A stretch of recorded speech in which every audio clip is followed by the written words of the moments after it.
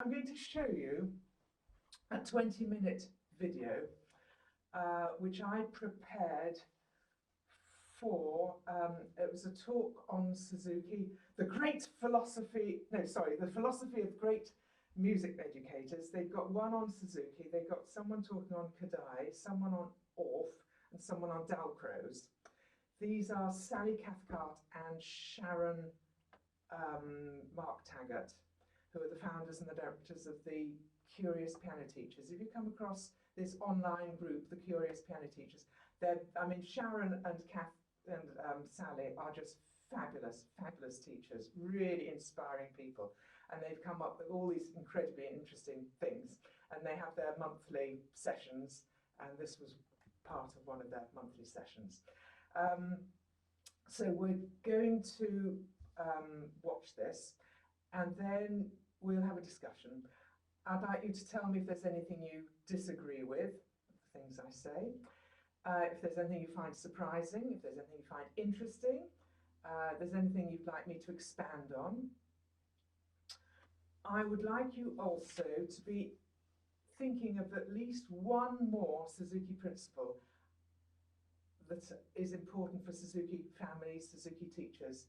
I mean, I've got my 10 Suzuki principles, but there are more. You know, it's not as if these are the only principles that are important in Suzuki philosophy. Of course, there are others. I happen to, I picked 10 that I thought were particularly important, but there are other things. So could you please be thinking, everyone be thinking of at least one other Suzuki principle, think of as many as you can, and we'll talk about them afterwards.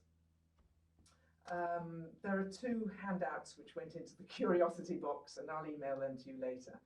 In fact, one of them is Ben, it's your and Claudia's frequently asked questions. Do you remember many years ago, you and Claudia, was there someone else with you as well, or was it the 2 of you? I can't remember. Went off and had a discussion about. I think we'd have a session when we had lots of visitors coming in, and you were aware there were lots of questions that people asked. What is Suzuki about, and so on. So I sent you off to prepare a fact sheet, which you duly did.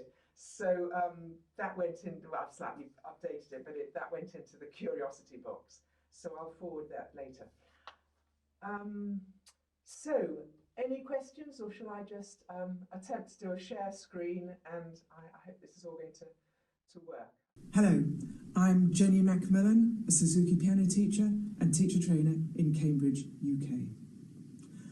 I love using Suzuki principles in my teaching because I love working with young children, starting at the age of 3, 4, 5, together with their parents, what we call the Suzuki triangle, with the parents and the teacher working together to support the child in their musical development. I love using Suzuki principles because I don't teach notes. That's done at home, through listening to recordings of the music they're learning and through having their parents guide their practice. Instead, we teachers work on how to help each child play well musically and technically. We work on tone. From day one, we work at posture and technique to produce a beautiful sound. The aim is always to play beautifully, not to move fast through the repertoire. Suzuki parents understand this. There's a great sense of community in a Suzuki studio. Parents understand it's about quality, not quantity. Here are some short clips of my pupils performing.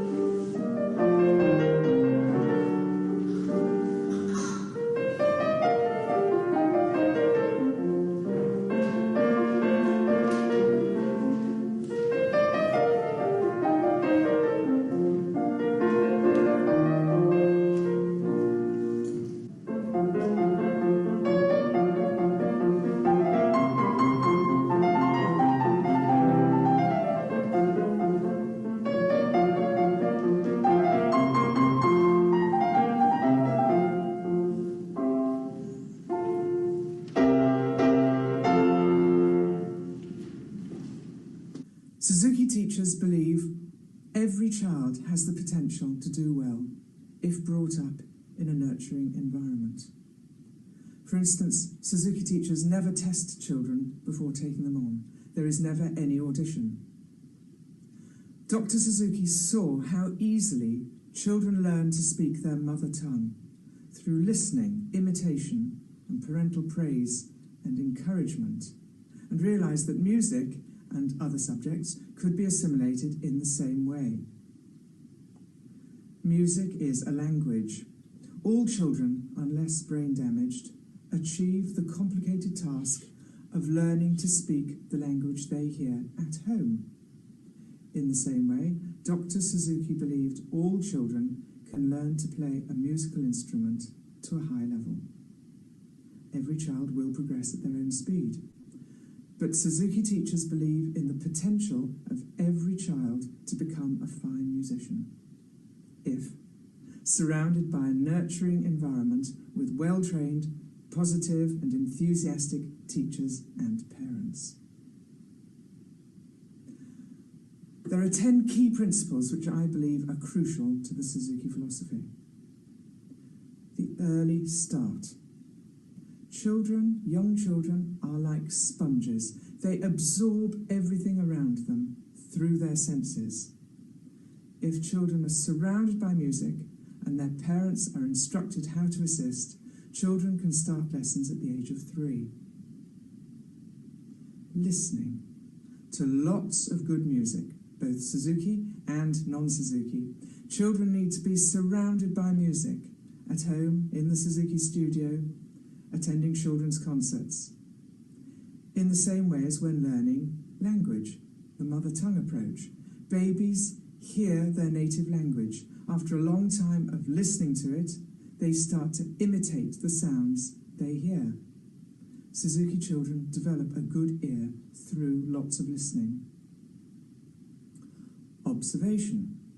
Children observe lessons before starting their own lessons. After they've started, they observe a class before or after their own lesson for more inspiration. It's like an extra free lesson. There's also the social aspect. And it's also beneficial for the child being observed, knowing that their progress will be seen and appreciated by others. Parental involvement. All parents want the best for their children. There is a lot of parent education before the child starts lessons. Parents learn the importance of surrounding their children with music at home. They bring their children to observe lessons. Once lessons have started, they take notes and video lessons. And they supervise their children's daily practice from the age of 3. Demonstration. Young children learn through their senses, through hearing, seeing, feeling. So in lessons we demonstrate tiny fragments, 1 note, 2 notes, a bar, a phrase, for the sounds and movements, so children can hear, see, feel what's required, a multisensory approach. For instance, if we're teaching legato on a single repeated note,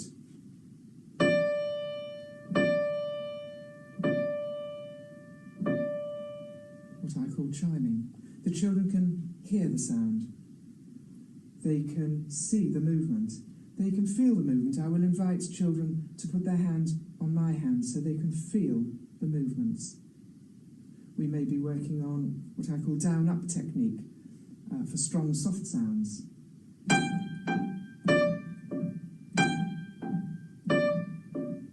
Which leads, of course, to the down-up movement for the strong, soft sounds of slurs.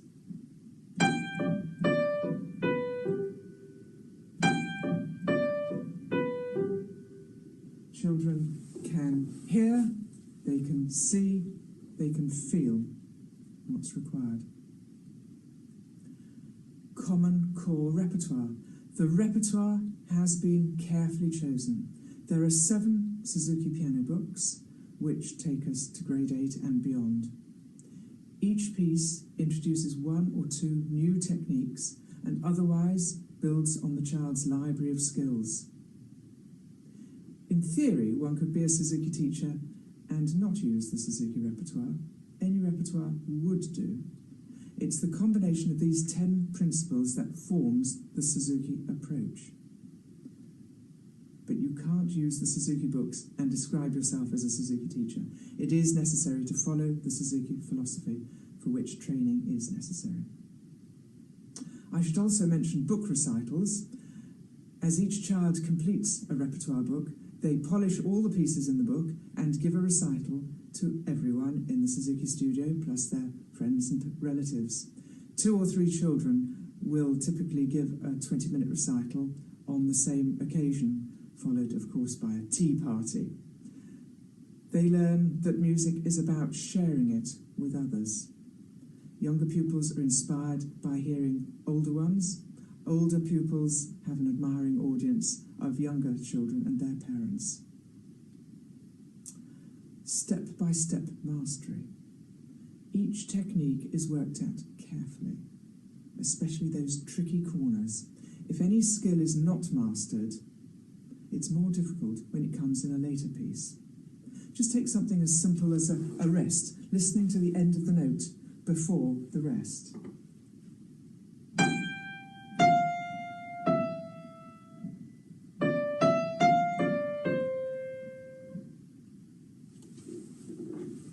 If children haven't learned to listen to the end of the note to come off musically and precisely when a rest comes in a simple piece, they won't be able to do it when it comes in a more complicated piece. Review. Suzuki children retain their past repertoire. If a pupil's in book 3, each week in lesson I would hear a piece from book 1 and a piece from book 2. And this is where we develop musicianship. Learning to play old pieces even more musically. Maintaining repertoire also enables children to develop concentration, stamina, confidence. Memory. Children learn and perform from memory, so it becomes easy and natural. It also helps with learning generally, remembering what they hear and see and read, and learning new material at school. And group work. In addition to individual lessons, Suzuki children attend regular group classes. These cover early reading skills, using flashcards, clapping and singing games, also working on playing together in ensemble and developing musicianship. There's the social aspect of group lessons. Hopefully they're fun, and this motivates children to practice more effectively at home, and it's the developing the community spirit in the Suzuki group. I'd like to add that sight reading is addressed as with language, where children learn first to listen, then to speak, and then to read. It's the same with music. First listen to music, then learn to play it, then to read it. Reading skills are covered initially in group lessons from the age of 3, and then in individual lessons after book 1 has been mastered, once children are listening well and are developing good technique. Well-taught Suzuki students become fluent readers by their early teens when they start working for their grade 8s. We teach prepared reading before reading at sight, but that's a whole other topic. Music theory and reading were not especially covered by Dr. Suzuki, partly because he created his approach in a culture where music literacy was routinely taught, apparently, in schools. Suzuki children give frequent performances from the very beginning, in individual lessons, group lessons, teachers' concerts, book recitals, local concerts, national concerts. Performing becomes a natural and enjoyable part of being a musician. The Suzuki approach advocates collaboration and encouragement. It discourages competition. Suzuki families feel part of a supportive Suzuki community in the teacher's studio, also through attending national and international workshops and concerts. The Suzuki approach typifies good teaching and learning. It's a very natural way of learning, with willing parents supporting their children's development. Suzuki's aim was to raise children with noble hearts, inspired by great music and diligent study. Many Suzuki children do become fine musicians. Just as importantly, many excel in other areas because they have developed that inward grit. They've learned to persevere when faced with difficulties. They have learned how to work to overcome problems. A quick comparison between Dalcroze, Kodai, Orff and Suzuki. These four 20th century educationalists believed in teaching first through the senses, especially oral and kinesthetic. Kodai and Suzuki also particularly believed that learning should proceed stepwise, moving from the known to the unknown, from the simple to the complex. In Dalcroze and Orff, rhythm is the first element to be introduced. In Kodai, rhythm is introduced at the same time as melody and singing. In Suzuki, listening and producing a beautiful tone are the first elements of music making, and rhythm is next. Interestingly, all four approaches start with shorter note values first, which was completely revolutionary. Also radical was that these approaches are all child-centered. Suzuki training varies throughout the world. It is most rigorous in Europe. It takes time and effort to train, and so there are too few Suzuki teachers. Hence, there is a huge shortage of Suzuki teachers. They are always in great demand. It's a tremendously satisfying and enjoyable way of teaching. It's hard work, but rewarding. It is possible to train in Cambridge on my Cambridge Suzuki training course. I run 3 week-long courses in the holidays each year. You can find articles and tutorials and details of training on my website. Or look on the website of the International Suzuki Association for information about training in your country. I've put 2 documents with more information about the Suzuki approach in the curiosity box. On my website, you'll find the full performances of those short clips you saw earlier. I'll leave you with some clips of my advanced Suzuki trained pupils.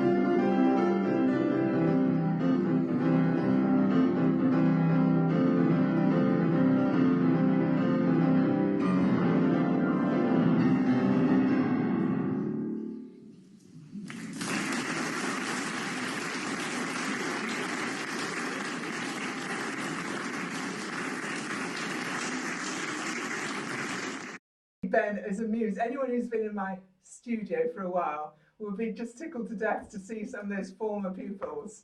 In fact, Mila, who played the first and the second lot, played at my concert a couple of weeks ago. And yeah, anyway, all these wonderful pupils. It's just so lovely to see them. So, do open up your screens. Oh, Marusha's probably recording.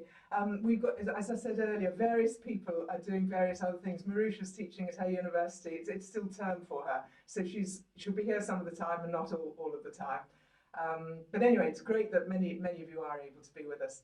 So first of all, before I ask you for other principles of philosophy, any questions, anything you disagree with, anything you find surprising, anything you find interesting, anything you'd like me to explain in more detail?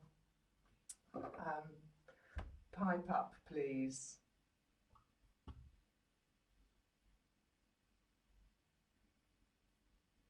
No? I didn't know that competition was discouraged, because I have seen more Suzuki teachers organizing students' competitions. So I thought that it was also something that was part of the... Competition is not something we encourage at all. So have you seen, you've seen Suzuki competitions for teachers that organize competitions, yeah. Because I see they post in their pages that they have competitions between students, and yeah. Is this specifically in Spain that you've seen it?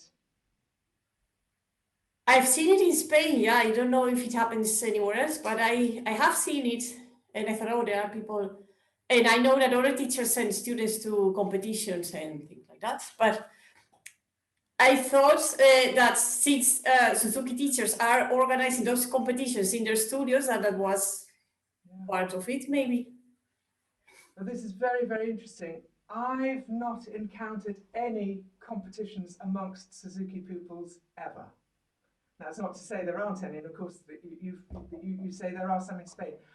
It's not the thing at all.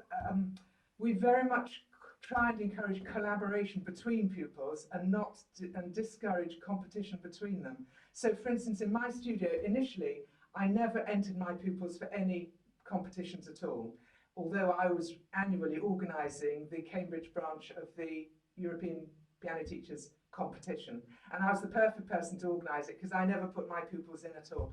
And then I thought, actually, when we don't put pupils in, Suzuki pupils never win, and so they don't get any sort of, the outside world doesn't appreciate how well Suzuki pupils can play. So then I started putting in just a very few pupils, not because I wanted my pupils to compete, but because I thought it was a good performing experience for them. But for instance, I would never put two of my pupils into the same class, the same category, so they were never competing against each other. They were just performing, and other pupils of other teachers were performing. But this is interesting.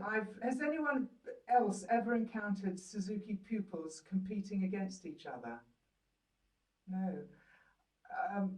I'm a bit concerned about this, actually. So you've seen this quite a lot, have you? Or is it just one person who organises many competitions?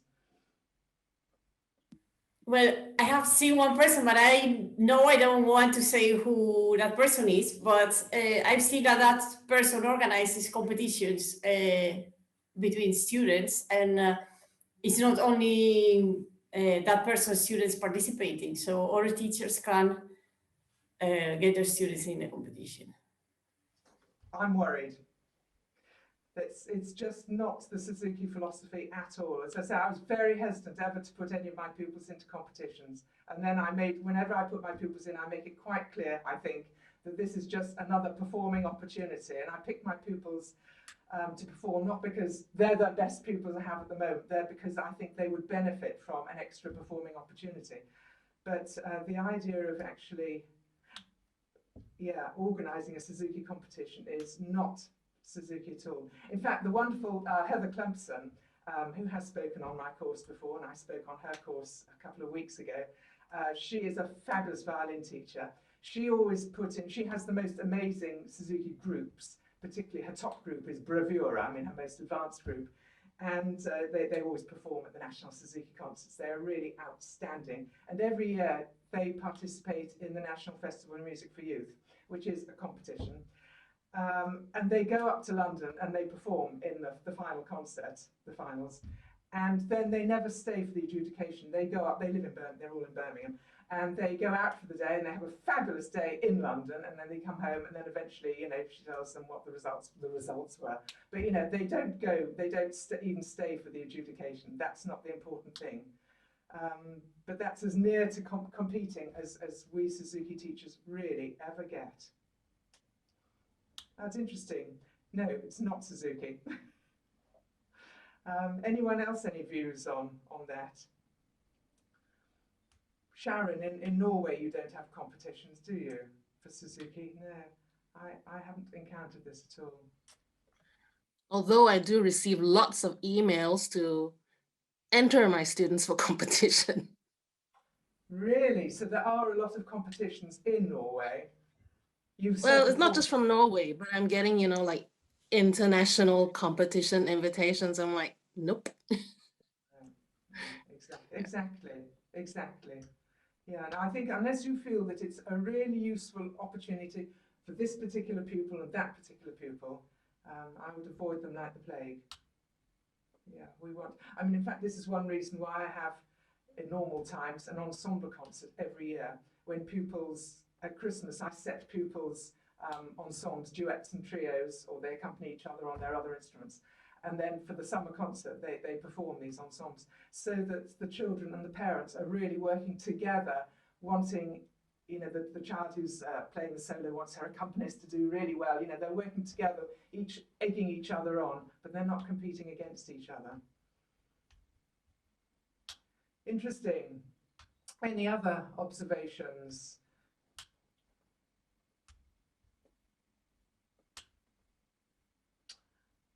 Okay, well, let me ask you about other Suzuki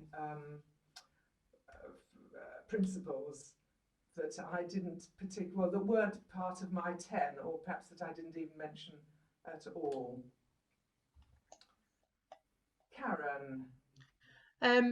I guess you did kind of touch on it, but about character, the fact that he says it's character first and then ability. So it's a whole life education of the child. And obviously this was aimed more at musicians and music teachers to hear, so that wouldn't have come into it so much. But yeah, I think that can be quite an important one, so that children are developing sensitivity and education as a whole, not just the music education. I think that's very important, and indeed I didn't really dwell on that, and I could have done much more. You're absolutely right. And I think that's something important for us to dwell on with our new parents as well.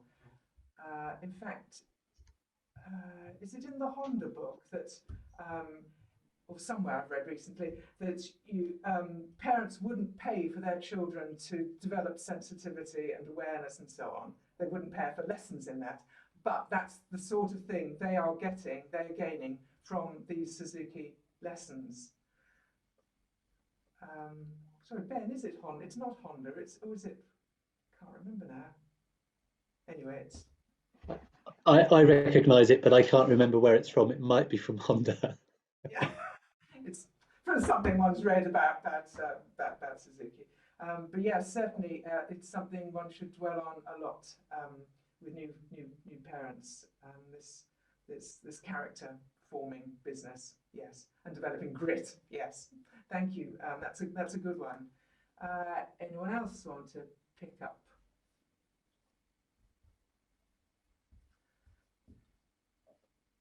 Anything I didn't emphasize very much? Evelyn, anything you could recognise? Anything else you'd like to add to that? As a encouragement and the praise is quite important during the learning for parents and for teacher, and have this positive environment around the children. that's absolutely essential. Exactly, I agree. That's something that I touched on, but I didn't really didn't dwell on enough. And that's a big thing, and that's something that traditional teachers, let's be honest, don't make a big thing of, praising the things that were good first and then working on something to improve. But exactly, that's a huge thing. Why? Why are we so big on praise? Why do we want to praise things first? Um, like the people will be have more confident, like working on that, and they will keep on moving. So like even though the baby step like was celebration something, so like the children will be more confident on working on that, and so it's all positive like around environment like. That's exactly right. It motivates people. You know, Yeah. if even as an adult, you know, you have a lesson and someone says, "Well, I didn't like the way you did that, and I didn't like that." You don't feel very encouraged. Whereas if someone says, "Gosh, the way you just shaped that phrase was just magical. Now let's do it." But you know, it's great. They appreciated something, the effort that you put in. You know, you feel much better, and the children probably even more sensitive about this. They've had less experience of life, and you know, they need to have people show their enthusiasm and encouragement and so on, and then come on, let's see if we can make this bit as good as that bit was. So it motivates children no end, keeps them going. So praise is a very good one. Praise and encouragement is definitely something we need to have in there. Thank you, Evelyn. That's a good one. Sharon. Participation in workshops. Participate in workshops. So joining in group, and again, workshops. I've never met a workshop where there's been a competition or any competitive element at all. We're all in this together. We're absolutely doing this together. Workshop participation, yes, that's a great one. So Sharon, what are all you've organised workshops in national workshops and smaller workshops in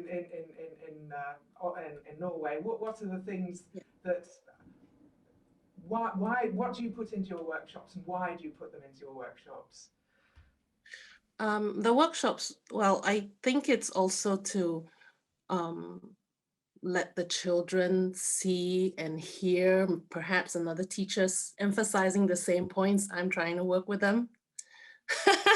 And also it's the best opportunity for them to really be immersed in an environment outside of their weekly routine. So during the week, they may not be able to observe as much as I would like them to, but in a workshop, they're my captive audience, so I can't run away. And you know, and they also learn to become comfortable with playing for each other, more so than, you know, just during their weekly lessons. And with workshops, there are performing opportunities like house concerts, and what I like about here is I've been working several years now to really integrate piano into the other instruments.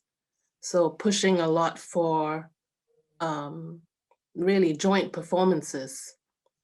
And it also gives the children, at least the pianists, the opportunity to work with modulation, because it's easier for pianists than for string instruments to change keys, apparently. And they seem to enjoy it. So I've been also a little bit more active in writing piano arrangements for them so that they can join in, and you know, they seem to take away a richer ensemble experience than being a solo pianist. Exactly. And all that social aspect. I mean, I can't remember if any of your workshops are residential. Is Gylo residential, Sharon? Yes. Yeah. I mean, it's great if it's a day workshop. It's brilliant, and you know, it just takes a day and so on. There are in normal times the Easter workshop in London is not residential, and actually that's jolly awkward for people from Cambridge because it's jolly expensive to stay for 3 nights in Cambridge, in London, but it's pretty tiring travelling backwards and forwards. And it's only, you know, less than an hour on the train each way, but you know, you've got your couple of small children and you're attending the workshop and you're trying to fit in practice, and it's very tiny. So actually it's been rather unsatisfactory, but a residential workshop is just brilliant because you are just immersed in it. Yeah. And it's not just the observing all the other lessons and hearing music around you the whole time, but it's eating meals together and having parties together, and on the last night a midnight feast and whatever it is, and it's just magical. So those sort of things, certainly with my 3 children when they were tiny, attending Bryanston, the week course at Bryanston, it kept them going over at least 3 or 4 months. They were much better motivated from having attended that sort of thing and knowing there are lots of other children there, and they make friends and they keep in touch with their friends there. My children still know lots of people who were at Bryanston when they were tiny as well. And I've got a few who always look forward to going to Yellow. So yeah. Oh yeah, lots and lots to look forward to. Yeah. Great. Anyone else got any experiences of workshops? I guess not particularly, but Ben has with his Temple Dinsley and the early stages workshop. And Ben would have gone to Bryanston last year, but it didn't happen, of course. Sue, you'll have to get your pupils heading off for workshops before long. Karen, Karen's taught at the recorder workshop in Malvern, is it? In Malvern. Yeah. And that, which is a 4-day workshop. 5 days. Well, 2 of them are half days, so kind of 3 days plus 2 half days. But yeah, children love it. I mean, it's really good, really. And sorry, my connection's not great here. But the often there aren't that many Suzuki recorder players or Suzuki flute players around. So to get them all together is especially important. So then they really get to play with others and hear others, which they don't always get much in normal times. Exactly. Getting together, knowing that you're part of it. There are other people doing the same as you're doing. Yeah, you're really not the helps. only one who's there practicing every day, having to do your practice. There's other children doing it, and look what fun we can have when we get together.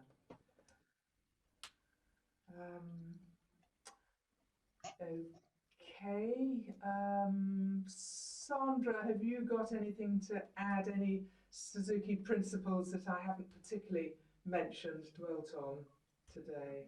Mostly agree with everything, of course, what you said, but I just wanted to say how big and important the parents' role is, and this is a like long journey with your children and family life, and the family has to understand properly what is like Suzuki music and learning journey, because without that we can't say one day we want to go to the lesson and then the next month, oh, we don't want to do this anymore. That should be really strong decision before you go to this.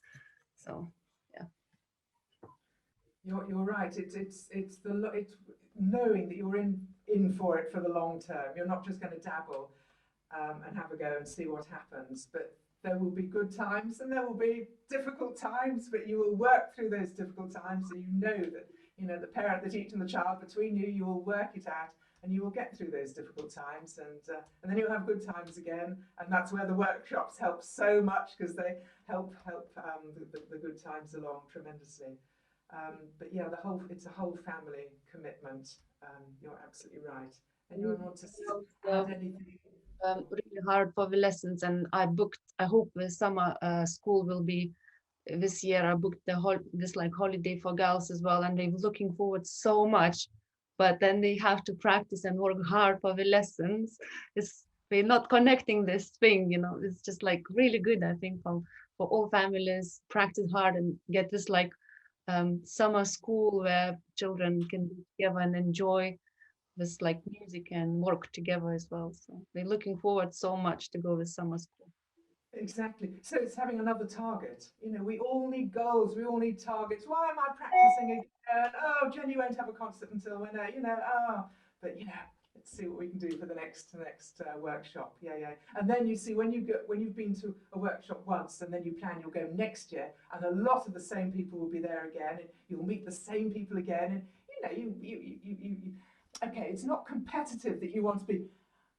You don't want to be better than that your friend was last time, but you want to show them that you've made progress, they've made progress, you've made progress, you're all progressing together. I don't think it's at all, I really don't think we want to be better than them, but we just want to all progress, and I hope we'll be in the same group next time because we've all moved on in the same way. Marta, have you got anything? Your mother is a Suzuki teacher, and you were a Suzuki child yourself. So the family role, the parent role, have you got anything to contribute there? Well, for me, it was a little bit different because I was raised with Suzuki music. So my mom and the music and everything was always in home. So it's not like my parent had to learn something in order to teach me. My mom was a parent. I mean, my mom was a teacher. So I'm speaking from a bit different perspective. But I can say that thanks to Suzuki being so present in my life every day, it became something really important in my life. Although I have to add, as I've mentioned to you before, I took a long break from piano when I was a teenager, basically. But thanks to Suzuki education in my early childhood, Suzuki was something that came back to me in my adulthood. So thanks to the method I was raised in, I became someone interested in Suzuki myself. So I think it may work with other children as well. If Suzuki will be present in their lives, they'll benefit from them even from it even in their adulthood. Yes. Once there, it's there. It's ingrained in you. Thank you. Sue, have you got any particular points that were not really emphasised that you'd like to make more of? You did mention about you don't teach notes, it's all done at home. And I think when we're talking to traditional music teachers, that's the big mystery. And it still is slightly to me and to my, the parents in families that I teach. It's tough. It's really hard for a lot of them. And obviously we teach the parents to start with. And there are varying levels of commitment from the parents to carry that on, and if they haven't had a musical background, it's quite tough on them. So it's the big mystery, that one. But it might be something to in discussions with other teachers or in trying to promote Suzuki teaching. I think that is something we have to explain quite carefully. Do you explain? I mean, what we should be saying is that, of course, the children are listening. They're listening. They're listening. They're listening to the music they're going to learn. And of course, we expect our children, note-wise, our children progress very, very slowly. I mean, for the first 6 months, perhaps even the first year, they're only playing the notes of Twinkle Theme. So notes aren't an issue. It's the quality of each of those notes that is so special. And by the time they've learnt their Twinkle variations and they're starting Lightly Road, they've been listening to those recordings for so long that a lot of them, that once they play the first note, they can just pick out the other notes, and it's easier for the children often to pick out the notes than the parents. Yes, yeah, I agree. I think because I started out with some older children, and of course, parent education wasn't. Well, when you're starting out a studio, I suppose. So those first students I had, that was very hard. Very hard indeed. And now I agree. It's got easier because they are listening and they pick it up. But I think the parents don't appreciate how much the children can learn either, or they're absolutely blown away. Think their child is absolutely incredible and very unusual because, oh my goodness, they just picked up that tune. How did they do that? So yeah, it's a whole other topic in itself, really, isn't it? It's the learning of the notes. It's so different to anything else, any other way of teaching. Yeah. I've got two families at the moment, and both sets of parents have no idea about rhythm. They've no idea whether the child has got the rhythm right or not. But in one family, certainly, the children know whether they're right or wrong. And so I just have to say, you just have to ask, did you get it right that time? Because when young children are honest, they'll say if it's right and they'll say if it's wrong. But yeah, parents often have no idea about notes or rhythm. Ben, anything to contribute as a family man, a Suzuki family here, about teaching notes? Well, not really.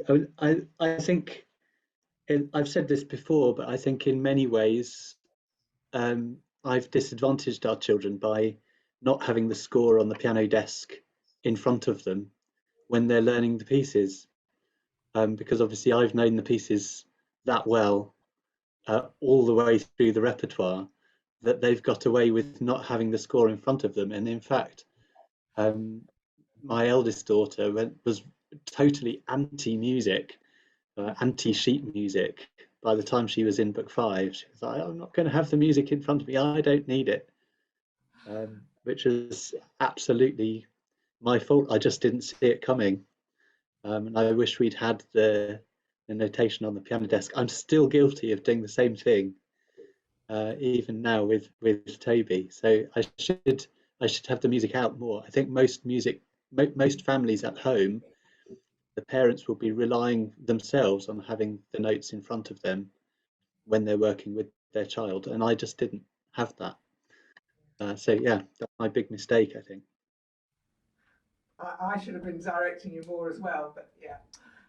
But Beth is now picking up admirably, pushing on with the reading. She's doing fabulously. Anyone else? Ben, have you got another principle that you wanted to contribute to that I haven't particularly mentioned? I just had one thing which perhaps ties together with a few other things that people have already said, which is about the sort of individual journey, the commitment to the individual student by the teacher. And it just seems to me that we invest a lot of thought and energy and time in working out what is the best thing for each individual child, in terms of not just in terms of the piano, but in terms of the future direction they might take, suggesting other instruments that they might learn, or thinking about the other opportunities that they might have or they might want to have, or thinking about the environment that they're in and supporting that in a very unique and individual way, which is something that a traditional teacher perhaps doesn't do so much. Good point. So looking at the wider picture, I mean, I'm sure there are traditional teachers who will do that, but I don't, perhaps not as much. But then all of these things, there are traditional teachers who will do some of these things, but this is very specific to Suzuki. Absolutely, thank you. Raquel, had you got any other comment to the principle you wanted to add there? No, I would ask maybe more specifically something about daily practice, but that is very important. But I think Sandra has said something like that parents are always practicing in encouraging children. But I maybe for the Spanish situation, I would add that as an extra principle that is really necessary to practice every day. Yes. Okay. I'm sure every teacher, well, probably every traditional teacher would like their pupils to practice every day. But they have, because they don't have the parental support, the children don't have the parental support, I think it's probably usually much less common for traditional pupils to practice every day. But because we've got the commitment, the parents are put in so much before their children even start lessons, all the observation, all the parental lessons, the parent reading about the approach, buying a good instrument, whatever it is, they put so much in that the parents are really committed. Whereas traditional teachers, the child might say, oh, Mum, I'd like to have some piano lessons, and it's much more easygoing.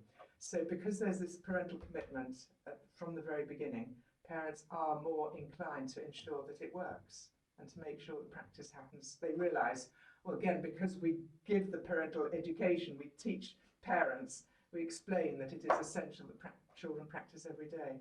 And so, for instance, it's quite amusing, really, when from time to time these sort of 100-day practice challenges come up, you know, sponsor your, the children get sponsored and so on. It doesn't sort of mean anything to most of my families. They're all practicing every day anyway. It's no sort of big challenge for them anyway. I've got about 5 children families at the moment doing it, and they're all doing the 100 days on both instruments every day. But in fact, Karen, Theo's still doing his 100. He's practicing every day for 100 days. Piano and recorder. Theo's all of 5 years old, but you know he always does anyway, so it doesn't make any difference. My granddaughter Lyra is doing the same on piano and violin, but you know it doesn't actually make any difference. And Sharon, Sandra, your 2 girls are doing it. But you know it's just part of what we are as Suzuki parents, Suzuki teachers. We expect the daily practice, and we just appreciate the commitment. Yeah, but I don't have that with my parents because they consider themselves committed because they all have a violin and they bring them to the lessons. And if they have a birthday party, they always politely ask me to change the lesson so they won't miss their lesson. But they think it's normal not to be able to practice every day. So they already think they're doing their best. So that's why I would insist in daily practice.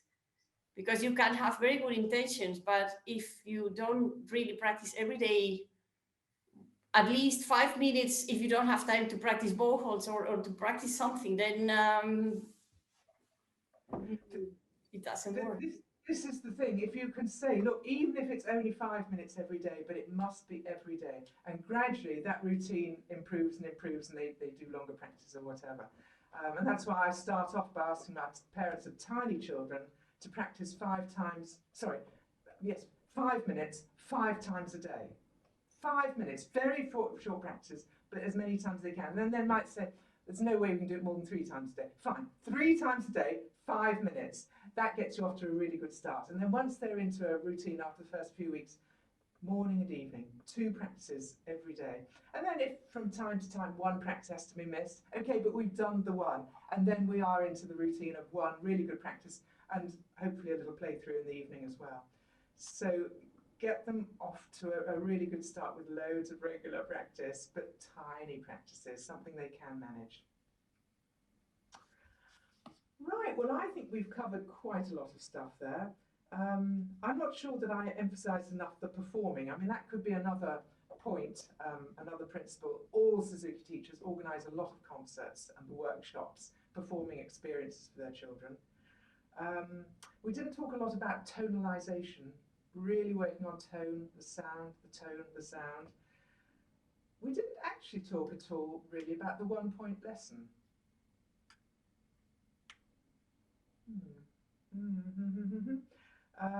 Attention to detail, yeah, step-by-step mastery, I guess we did that. The attention to basics, the attention to detail.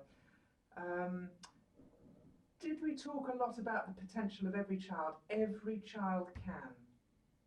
You know, it was mentioned in passing, but we didn't talk about it a lot. And every child progressing at their own pace. You know, one might think, oh, the Suzuki approach, you know, everyone does the same repertoire, everyone does the same stuff, but every child very much works at their own pace. As a teacher, I'm encouraging each child to work to the best of their ability, and some at the moment work at one stage work slower, and some at another stage work faster. You know, it varies all the time. But I'm always trying to get the best I can at that moment from that child, given, you know, everything that's going on around them. So, yeah, being very sensitive to each child's, pacing each child's progress. Yeah, I think something one could talk about quite a lot actually is pacing. Anyway, I hope that gave you some things to think about. We are going to have, am I right in thinking we've got a break now? Yes, we've got a break. We've got a 20-minute break. Great, we'll come back at about 20 past and we'll, yes, be at your pianos and we'll do some teaching points, sort of quick fire teaching points rather than, we'll go through a fair number of pieces.